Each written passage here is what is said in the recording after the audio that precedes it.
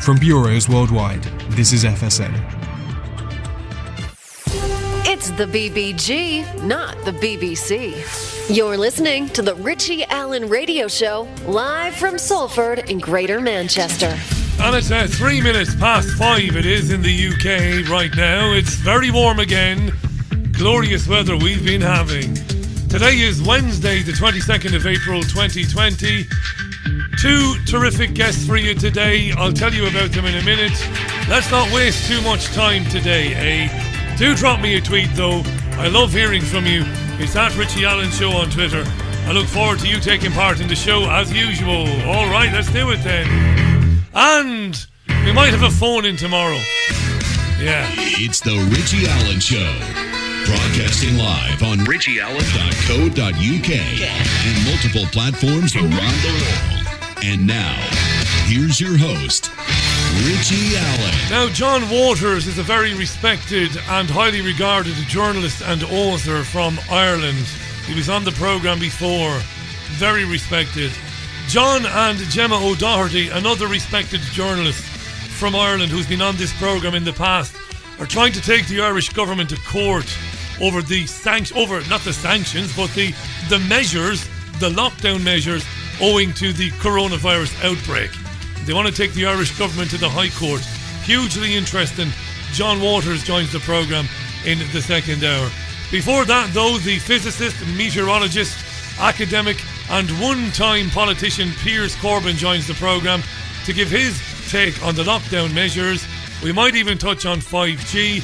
We'll certainly touch on the suggestions that because the planet is healing up as we are under lockdown, well, maybe we might need to keep some of these lockdown measures forever. Piers Corbyn this hour. That's your Richie Allen Radio Show. It is live right now in the great city of Salford, approaching 5 minutes past 5. So much to talk about in the news wrap or the monologue. Prime Minister's Questions is back. Woohoo! Woohoo! Yes, it's back. Kind of. There were a few MPs in Westminster. Most of them joined in via Zoom or Skype, the 21st century video link. Historic, said the BBC and Sky. Historic, whoever asked the first question from their home via video link would go down in history as if anybody gave an arse, right? Did you give an arse? Have you still got your arse? I'll tell you who gives an arse. Those feckers who leave comments first on your YouTube videos. Do you ever upload a YouTube video and then some arsehole types in first and presses enter just to be the first one to leave a comment? They might like it. I personally love deleting those bastards. Oh yeah, because I'm a big child. So PMQs then began today, just after midday. PMQs without Boris Johnson. Dominic Raab, the first secretary, was standing in for Johnson because he's still convalescing. Right, so they're asking questions from their houses. And there was a real gift today. A real gift, and it came in the form of Conservative MP Peter Bone. Peter Bone wanted to ask Boris Johnson's stand-in, Dominic Raab, a question about the banks. He did. Go on, Peter Bone. We're now going over to Peter Bone. Mr. Speaker, at this time of national emergency, many people are being forced to use their bank overdrafts. Yet the banks are charging 20% interest per year, which they're going to increase to 40% in July. Because they're a sheriff bastards. Do go on, Peter. At the same time, they're offering savers a pathetic interest rate of 0.1%. Yeah, they are. 0.1%, yes. Yet these are the same banks that were saved by billions and billions of pounds of taxpayers' money. Yes!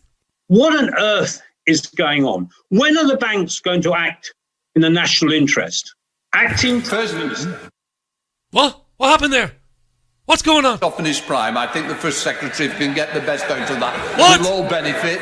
First Secretary. I thank my honourable friend. I'm pretty sure I got the gist. You got the gist? What happened there, Amy? What kind of fuckery is this?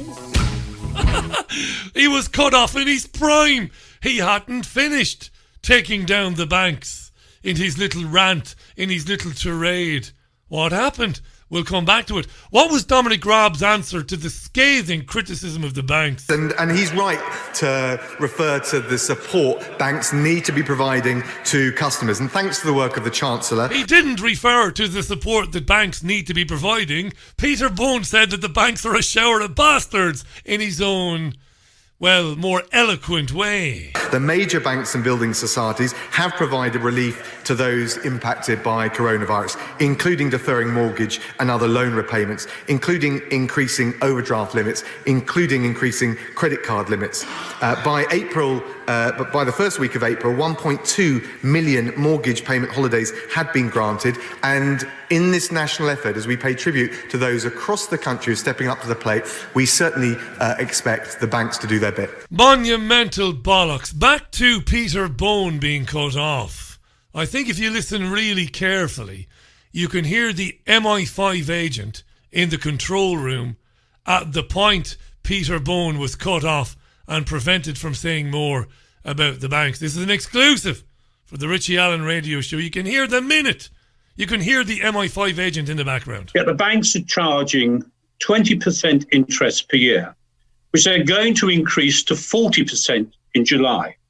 At the same time, they're offering savers a pathetic interest rate of 0.1%.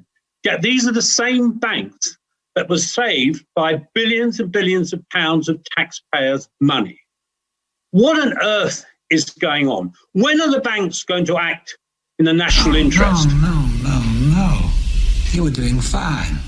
You had been courteous and receptive to courtesy. You had established trust. It won't do. What kind of fuckery are you? Yeah, right there. You could hear him. Cut him off.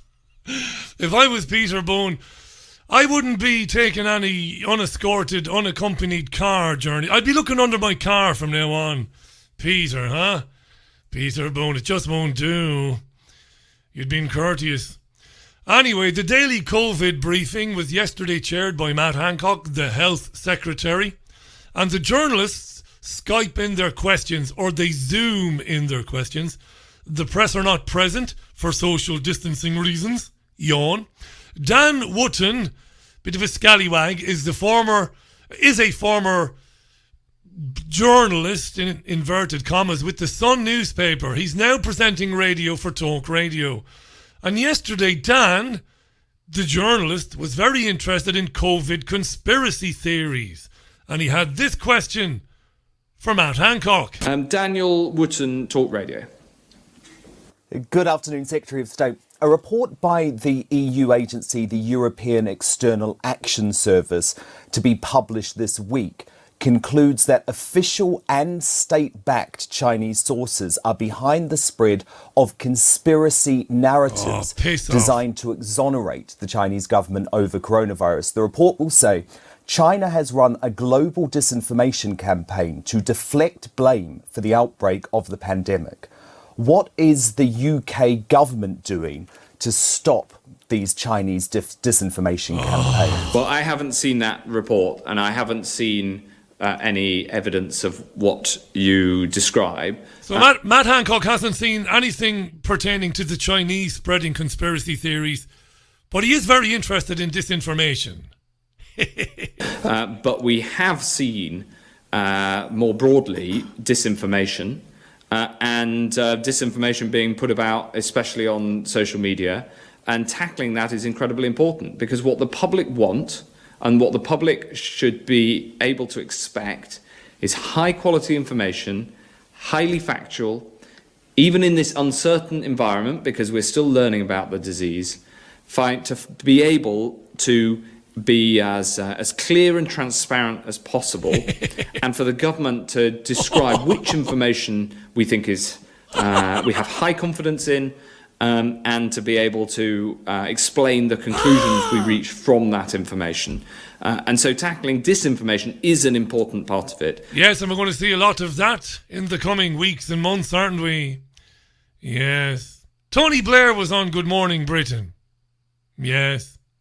Have a listen to a couple of the questions posed to Tony Blair, first from Suzanne Reid and then from the idiot-in-chief at ITV, Piers Morgan.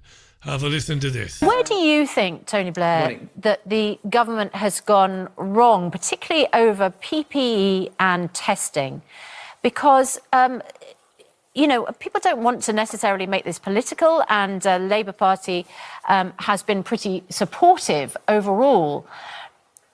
Is it just that the crisis has overwhelmed the government, or would you say that they simply didn't get prepared early enough? So, Suzanne, what I'm saying is offered by way and that we're positioned rightly to measure up to the scale of this problem and the need for action and decision-making at speed.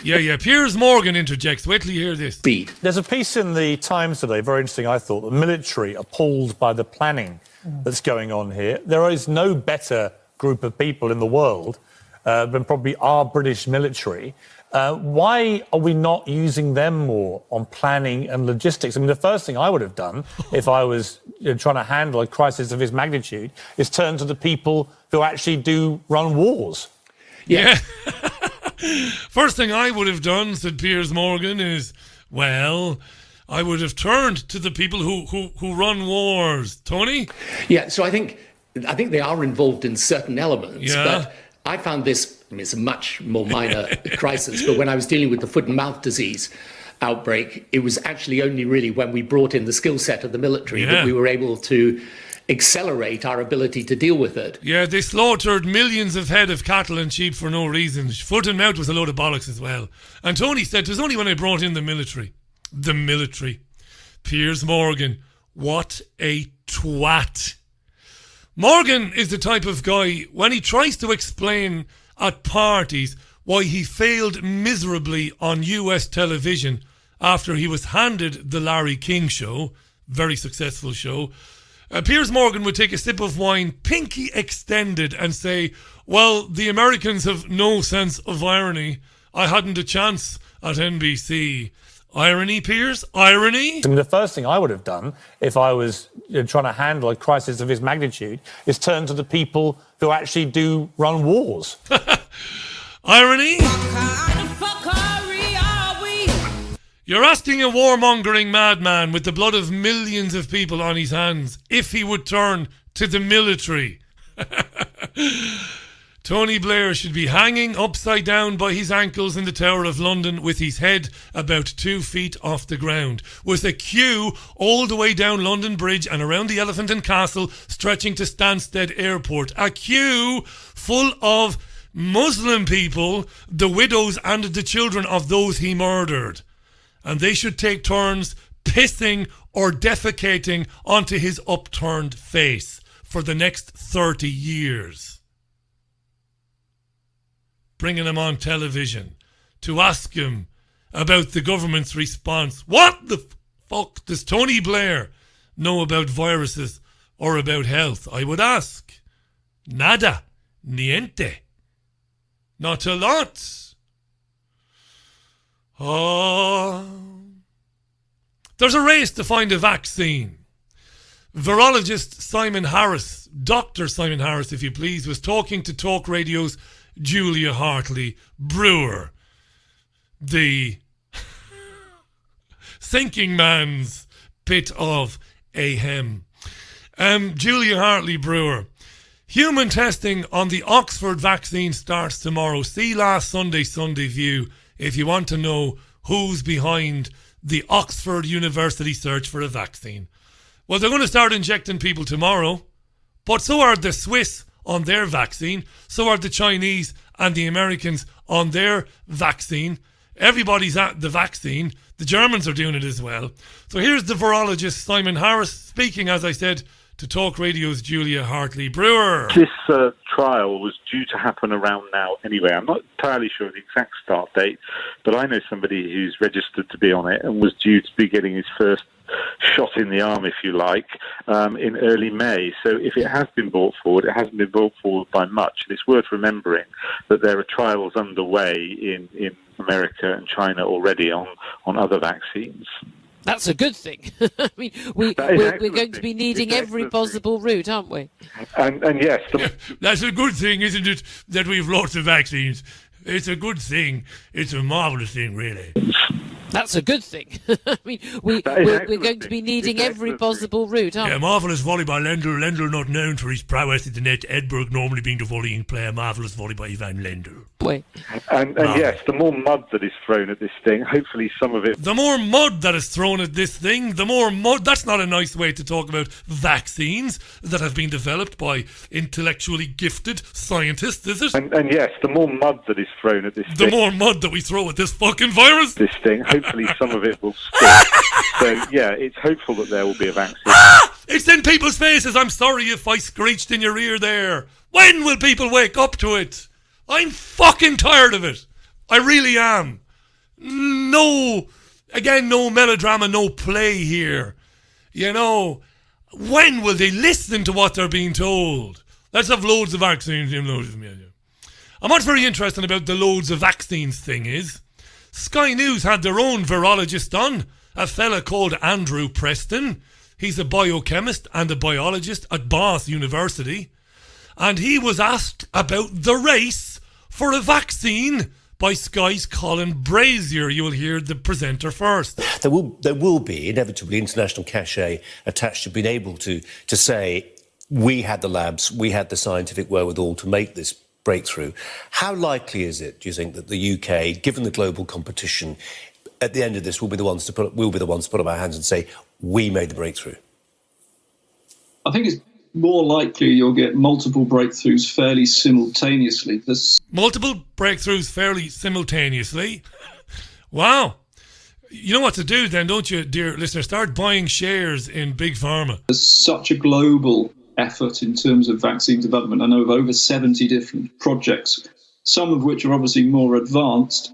And the breakthroughs may be different kinds. It could be that we end up needing different types of vaccines. But we might need different types of vaccines. But long-term control of this virus. We may use different ones for the primary... Different one for the primary outbreak. Inoculations, and then a different type of vaccines if we need to do boosters or annual seasonal vaccination as we do for influenza. But I don't think there'll necessarily be one vaccine that sort of scoops a whole global market for this. And it's likely that a number of vaccines will sort of enter that phase of being rolled out fairly simultaneously. Brilliant. If not separated just by weeks rather than months or years. Yeah, it won't be one vaccine per se that wins the race. We'll use all the vaccines. All of them, yeah. Ah, be Jesus, huh? I think they should get the big pharma companies to pick a sports car of choice and race from coast to coast in the United States. And get Burt Reynolds involved. And Dom DeLuise. When there are no words. It's madness. Madness, they call it madness. It's madness, yes. But loads of vaccines, and the ones that we don't use at the beginning, the ones that don't win the race, well, I'm sure they'll be pretty useful in the second and third waves. And sure, we need boosters. And sure, look, you know, don't you, dear Sky News presenter, that we're going to be on vaccines for the rest of our fucking lives, aren't we? This is the Richie Allen Radio Show, the best radio show in the world ever, according to my mother.